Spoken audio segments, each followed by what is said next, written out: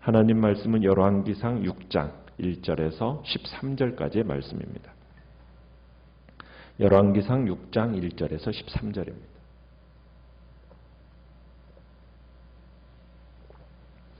열왕기상 6장 1절입니다. 이스라엘 자손이 애굽 땅에서 나온 지 480년이요 솔로몬이 이스라엘 왕이 된 지 4년 15월 곧 둘째 달에 솔로몬이 여호와를 위하여 성전 건축하기를 시작하였더라.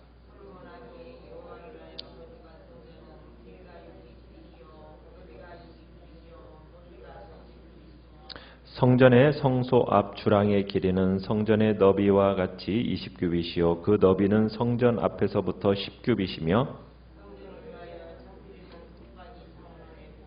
또 성전의 벽 곧 성소와 지성소의 벽에 연접하여 돌아가며 다락들을 건축하되 다락마다 돌아가며 골방들을 만들었으니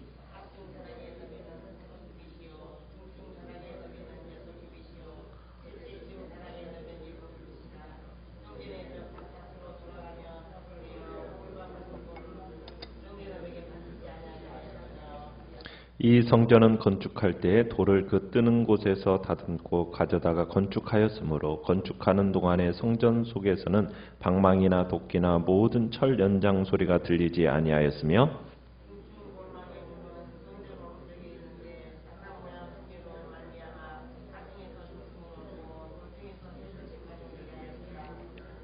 성전의 건축을 마치니라. 그 성전은 백향목 석가래와 널판으로 덮었고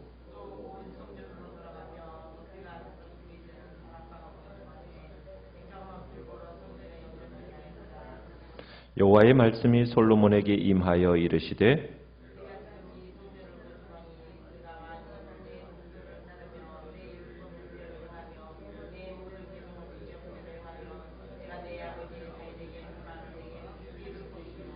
같이 읽습니다. 내가 또한 이스라엘 자손 가운데 거하며 내 백성 이스라엘을 버리지 아니하리라 하셨더라. 아멘.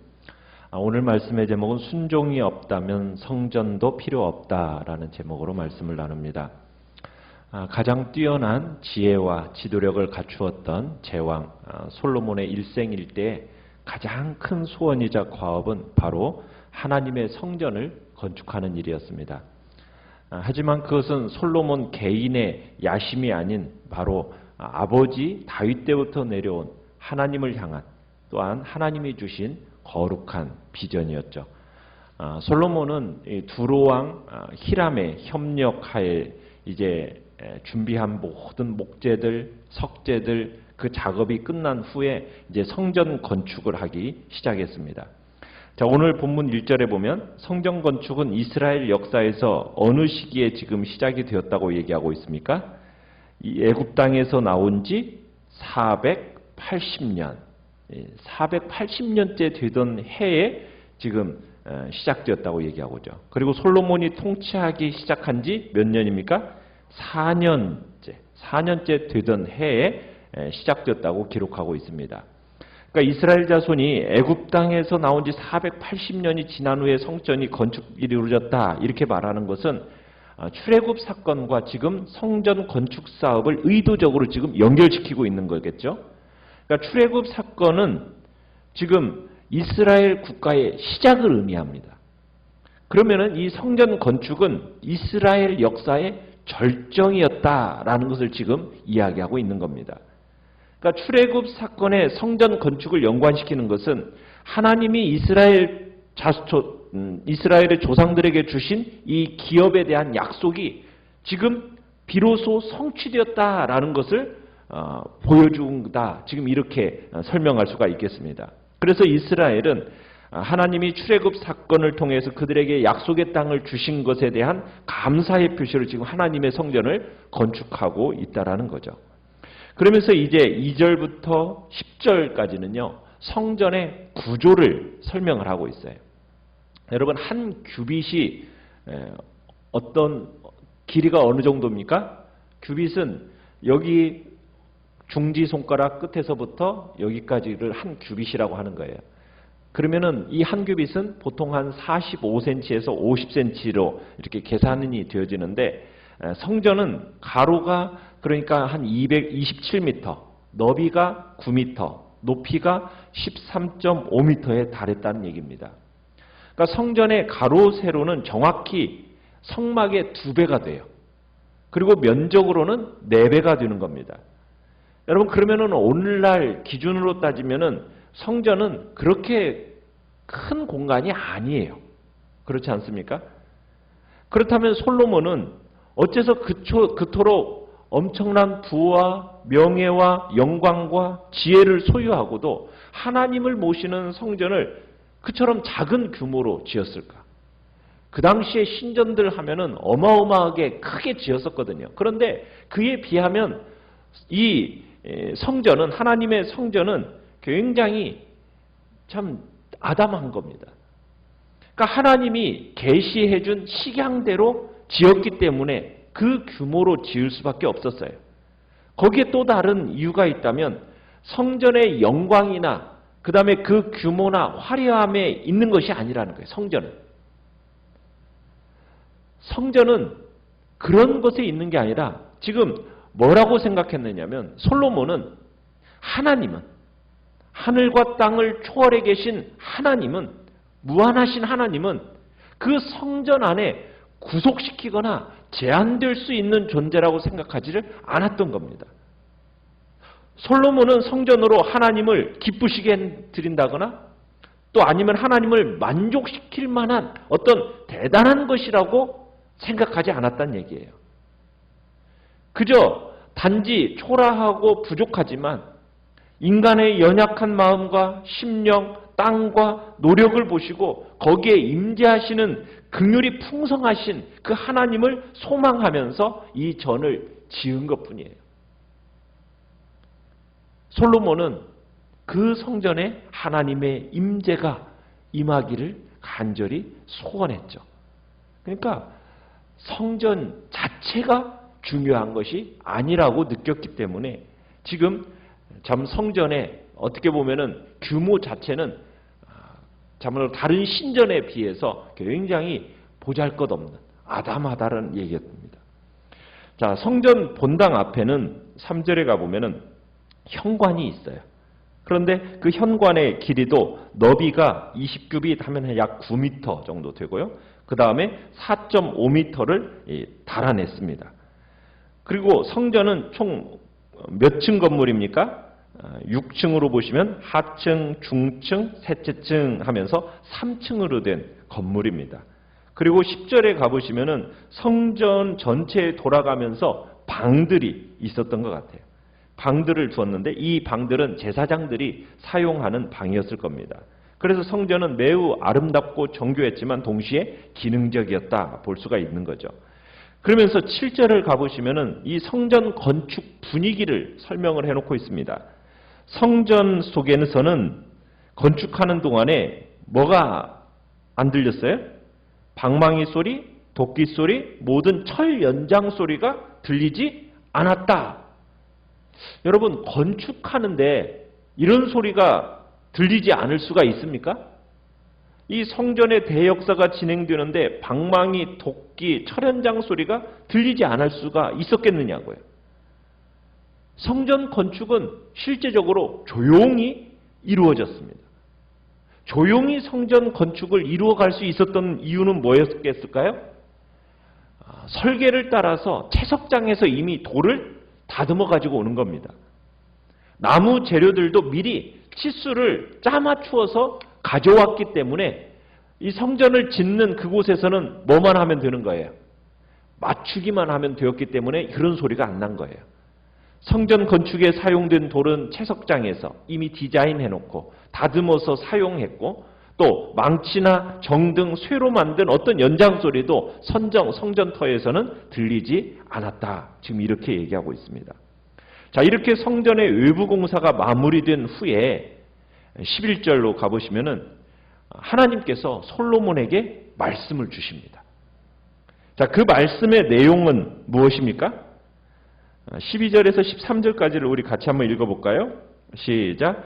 내가 지금 이 성전을 건축하니 내가 만일 내 법도를 따르며 내 율례를 행하며 내 모든 계명을 지켜 그대로 행하면 내가 내 아버지 다윗에게 한 말을 내게 확실히 이룰 것이요 내가 또한 이스라엘 자손 가운데 거하며 내 백성 이스라엘을 버리지 아니하리라 하셨더라. 자, 여기서 지금 새로운 내용은 이 13절에 나오는 것처럼 하나님께서 이스라엘 백성들과 함께 하시며 그들을 결코 버리지 않겠다. 이게 이제 하나님의 어떤 다짐을 얘기하고 있습니다. 그런데 하나님은 이렇게 하시는 데 있어서는 뭘 미리 지금 12절에서 얘기하고 있습니까?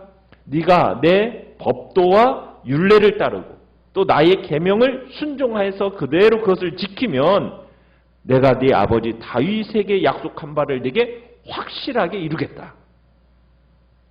이 말씀은 이미 하나님이 기본 산당에서 솔로몬의 꿈에 나타나셔서 하신 말씀과 비슷합니다. 그리고 또 이 말씀은 다윗도 솔로몬에게 권면한 내용과 비슷해요. 그러면 하나님은 성전을 건축하고 있는 솔로몬에게 벼랑간, 왜 다윗과 맺었던 이 언약을 상기시키는 걸까요? 이유가 뭘까요? 대역사 그 중간 즈음에 지금 오랜 준비 과정을 거쳐서 지금 역사가 한참 진행 중이지 않습니까? 그런데 장대한 외부 공사가 끝내고 이제 속 내용물을 넣는 내부 공사에 들어가기 직전에 하나님이 이 말씀을 하셨다는 것. 이게 굉장히 의미심장한 겁니다. 우리가 하나님의 일을 한다고 할 때 흥분되고 좋아가지고 자칫하면은 오버하기가 쉬워요. 우리가 무슨 일을 할 때 일에 너무 몰두한 나머지 하나님은 사라져버리고 일만 보이는 때가 있습니다. 하나님의 일을 한다고 하면서 하나님이 사라지고 일만 보이는 거예요. 그렇게 가면 안 된다는 거죠.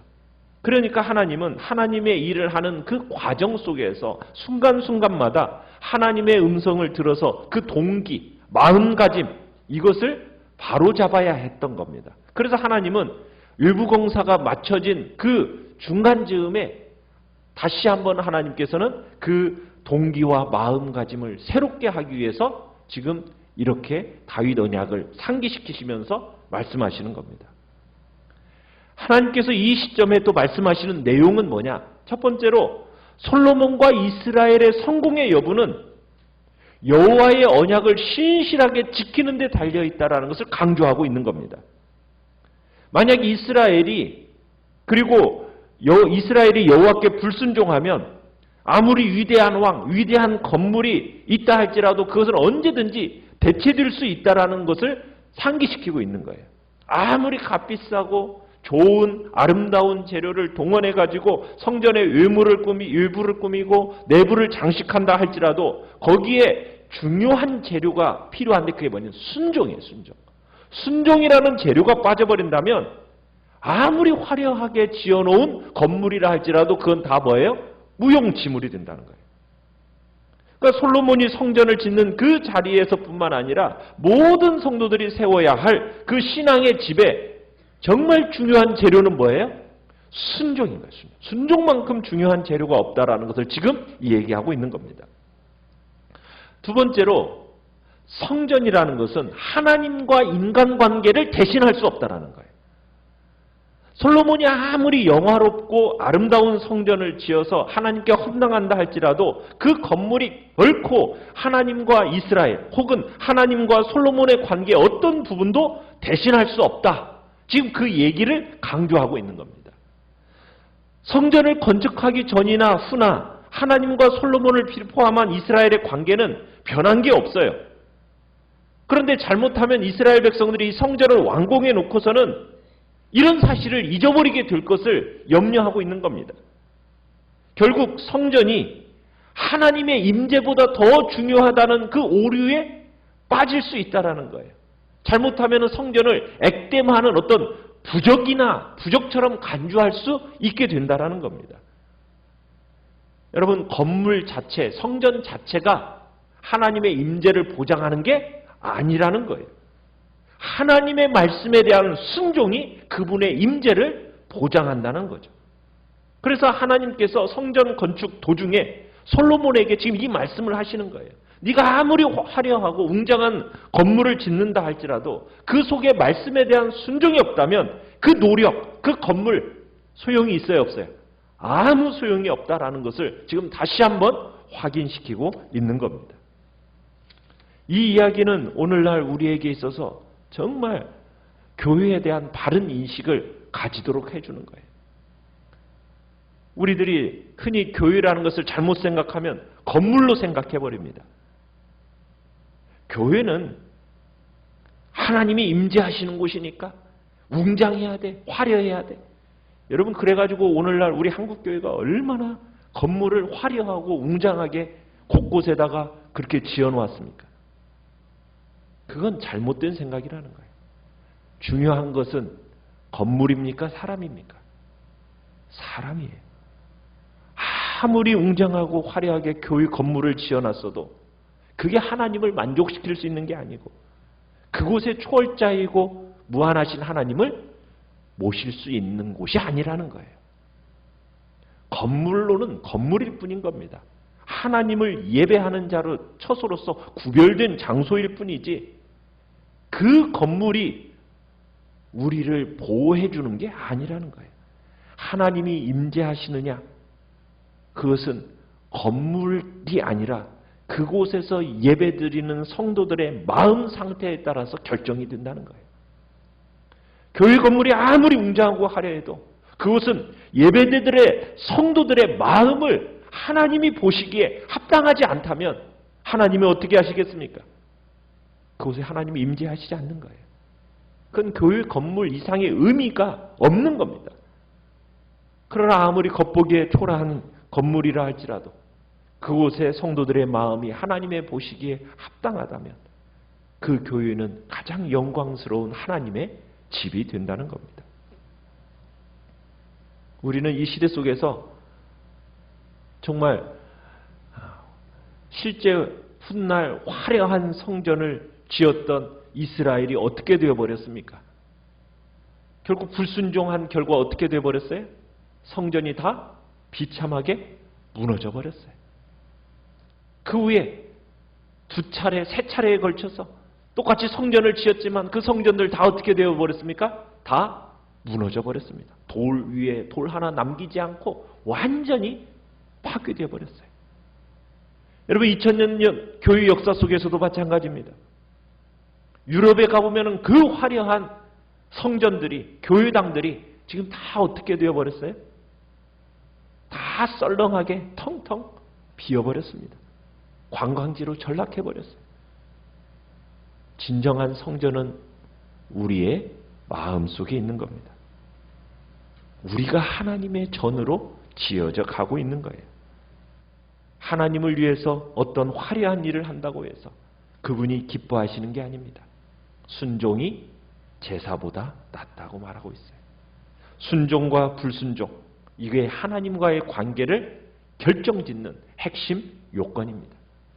그러므로 인간이 하나님께 드릴 수 있는 유일하고 최고의 값진 선물은 하나님의 말씀에 순종하는 것임을 우리는 기억해야 되는 겁니다.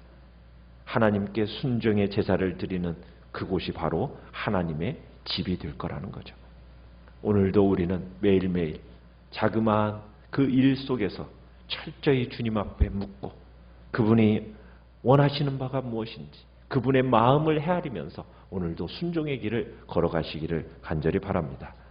참으로 이 나라와 이 민족 하나님 긍휼히 여겨달라고, 그렇게 화려하게 지어놓은 건물들에 참으로 모일 수 없는 그런 형편으로 지금 되어져가는 이 시대를 우리가 참으로 영적인 눈으로 바라보면서 중요한 것은 사람이구나, 사람의 마음이 중요하다라는 것을 다시 한번 우리가 확인하면서 참으로 우리 세대의 이 믿음의 영역이 끝나면 안 되지 않습니까?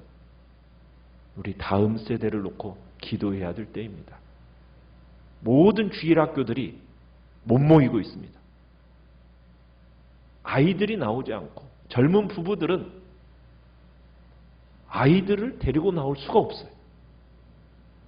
시대가 지금 점점 그렇게 되어져 가고 있는 것을 우리로 하여금 하나님은 보게 하시는 겁니다. 그러면은 영적인 이 부분이 어떻게 책임지고 가야 될지 우리는 다시 한번 주님 앞에서 고민하고 기도해야 될 때라고 우리는 생각을 합니다. 하나님께서 참으로 이 나라와 이 민족을 긍휼히 여겨주시도록, 우리 교회도 하나님 긍휼히 여겨주시도록 믿음으로 세워달라고, 순종의 역사가 나타나게 해달라고 우리 다시 한번 주님 앞에 기도하며 나가실 바랍니다. 주여 우리 세웁니다. 주여 우리 세웁니다.